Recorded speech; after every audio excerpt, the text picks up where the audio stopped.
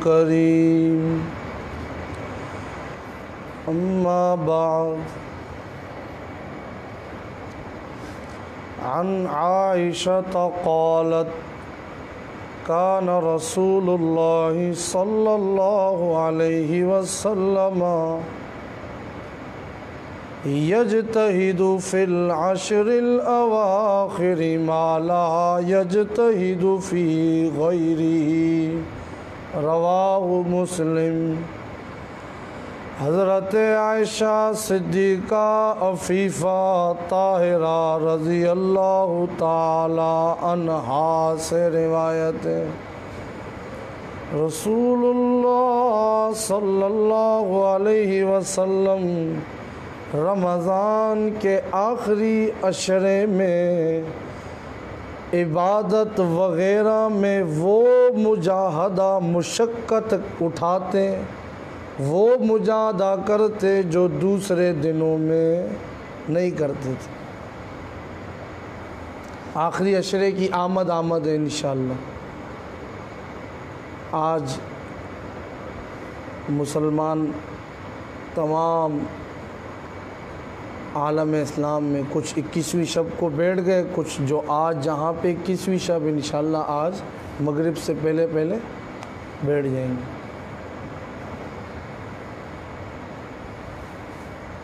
تو اب سب سے پہلا کام تو ہم نے یہ کرنا ہے کہ جو کمی کوتاہی ہو گئی اس کو چھوڑ دیں۔ اب آخری عشرہ شروع ہو رہا ہے، اب کوئی کمی کوتاہی نہیں، تاکہ اس کا اثر پورا سال ہماری زندگیوں پہ آ جائے۔ عن عائشہ قالت كان رسول اللہ صلی اللہ علیہ وسلم اذا دخل العشر شد میزرہ وأحیا لیلہ وأیقظ آلہ رواہ البخاری و مسلم۔ حضرت عائشہ صدیقہ رضی اللہ تعالی عنہ سے روایت ہے، جب رمضان کا آخری عشرہ شروع ہوتا رسول اللہ صلی اللہ علیہ وسلم کمر کس لیتے، شب بیداری کرتے، پوری رات عبادت ذکر و دعا میں مشغول، اپنے گھر کے لوگوں ازواج مطہرات دوسرے متعلقین کو بھی جگا دیتے کہ وہ بھی ان راتوں کی برکتوں اور سعادتوں میں حصہ لیں۔ اب آج کا میرا مضمون تھا اعتکاف کے بارے میں، تو ظاہر سی بات ہے جو احادیث ابھی بیان ہوئی ہیں، پھر آگے لیلۃ القدر کی 1-2 حدیثیں بیان کروں گا، یہ ساری فضیلتیں اگر کوئی بندہ اعتکاف کرتا ہے تو اسے سب سے اول درجے میں حاصل ہوں گی۔ ان حدیثوں کا مصداق وہ انشاءاللہ ضرور بنے گا۔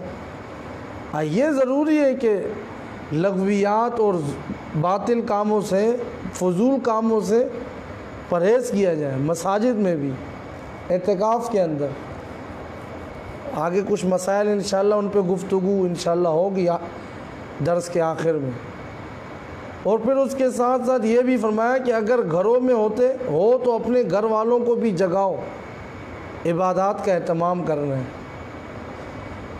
عبادات کرتے تھے پیارے نبی صلی اللہ علیہ وسلم، جب آخری عشرہ شروع ہوتا تو عبادات بڑھ جاتی، کیوں؟ اس کی ایک اور وجہ بھی ہے، وہ اس وجہ سے کہ اگلی حدیث عن عائشہ قالت، حضرت عائشہ صدیقہ رضی اللہ تعالیٰ عنہ سے روایت ہے، قال رسول اللہ صلی اللہ علیہ وسلم تحروا لیلۃ القدر فی الوتر من العشر الاواخر من رمضان رواہ البخاری۔ حضرت عائشہ رضی اللہ عنہ سے روایت ہے، رسول اللہ صلی اللہ علیہ وسلم نے فرمایا شب قدر کو تلاش کرو رمضان کی آخری 10 راتوں میں سے تاک راتوں میں۔ اب ایک بات جو پیچھے آئی کہ اپنے گھر والوں کو جگاؤ، اب یہاں پہ یہ بات ہم نے دیکھنی، یہ نہیں کہ سحری تک تو ہم جاگ رہے ہیں، فضول کام کر رہے ہیں، بھی حکم ہے نا، حدیث میں آیا بھئی جاگنا ہے، عبادت کرنی ہے، کوئی کسی نے صرف 27 کو عبادت بنا لی، یہ بھی صحیح نہیں ہے۔ آخری 10 راتیں پورا اہتمام کرنے کی کوشش کی جائے، یا کم از کم تاک راتوں میں تو لازمی، صرف 27 کو متعین کر لینا شب قدر، یہ بھی صحیح نہیں ہے۔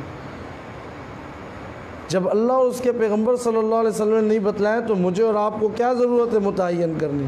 پھر دوسری بات کہ سحری تک جاگے ہوئے دب کے کھایا پیا پھر سو گئے، نماز نیند میں، پھر ایسی رات کہ پوری رات نفلی عبادت اور فرض چھوڑ دیا، کوئی فائدہ نہیں، کوئی فائدہ نہیں۔ فرض بھی ادا کرو، فرض کے بعد پھر سورج طلوع ہونے تک کم از کم اپنے ذکر و اذکار کا اس کے اندر مصروف رہو تاکہ رزق میں بھی برکت ہو، پورا دن اچھا گزرے۔ اب اس کے بعد اگلی بات، شب قدر کو تلاش کرو۔ ظاہر سی بات ہے جو اعتکاف میں بیٹھ گیا اس نے ان طاق راتوں کو پا لیا، بھئی وہ بیٹھا ہی 10 راتوں آگے اس نے، تو سب سے بہترین ذریعہ شب قدر کو پانے کا اعتکاف کے اندر بیٹھنا۔ اب اس کے بعد خاص طور پہ ایک دعا کا جو ذکر ہوا، اللہم انکا عفو کریم تحب العفو فاعف عنی، اے اللہ تو بہت معاف کرنے والا ہے، بڑا کرم فرما ہے، معاف کر دینا آپ کو پسند ہے، آپ میری خطاؤں کو معاف فرما دو۔ یہ دعائیں مانگتا رہے اعتکاف میں۔ ویسے بھی کوئی بندہ اس کے علاوہ بھی اہتمام کرتا ہے تو یہ دعائیں مانگتا رہے۔ عن عائشہ قالت السنۃ علی المعتکف الا یعود مریضا ولا یشہد جنازۃ ولا یمس المرأۃ ولا یباشرا۔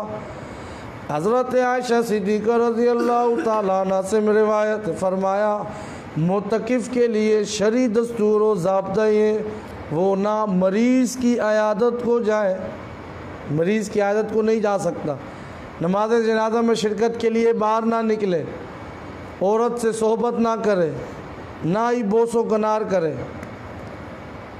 ولا یخرج لحاجۃ الا لما لا بد من، اپنی ضرورتوں کے لیے بھی مسجد سے باہر نہ جائے سوائے ان حوائج کے جو بالکل ہی ضروری ہے، پیشاب پخانہ وغیرہ وہ تو بالکل ہی ضروری ہے، اس کے بغیر تو ظاہر سی بات ہے پاکی نہیں ہوگی تو نماز کیسے ہوگی۔ ولا اعتکاف الا بصوم ولا اعتکاف الا فی مسجد جامع، اور فرمایا بغیر روزے کے اعتکاف نہیں، اور مسجد جامعہ میں ہونا چاہیے، اس کے علاوہ بھی اعتکاف نہیں۔ اس کے ضمن میں چند ضروری باتیں آخر میں ذکر کروں گا۔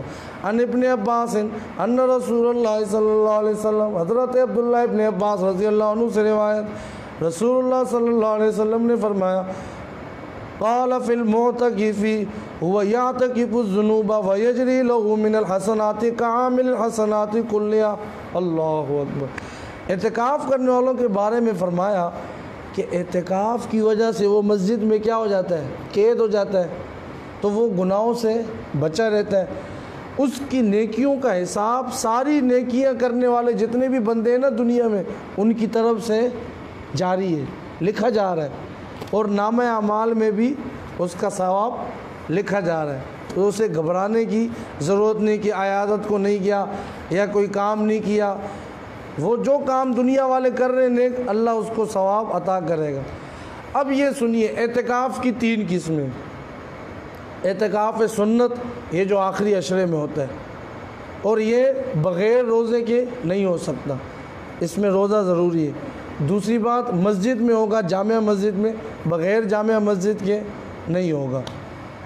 اور یہ ہے کہ یہ 20ویں تاریخ جب ہو جائے رمضان کی، سورج غروب ہونے سے پہلے اس نے بیٹھنے، 21 شروع ہونے سے پہلے رمضان کی، پھر 29 کو یا چاند نظر آ جائے یا 30 کو جب آ جائے تو یہ مغرب کے بعد اٹھ سکتا ہے پھر اعتکاف سے، یہ ہوتا ہے۔ اور اگر روزہ شرط ہے، روزہ نہیں ہوا تو یہ نفلی ہو جائے گا اعتکاف۔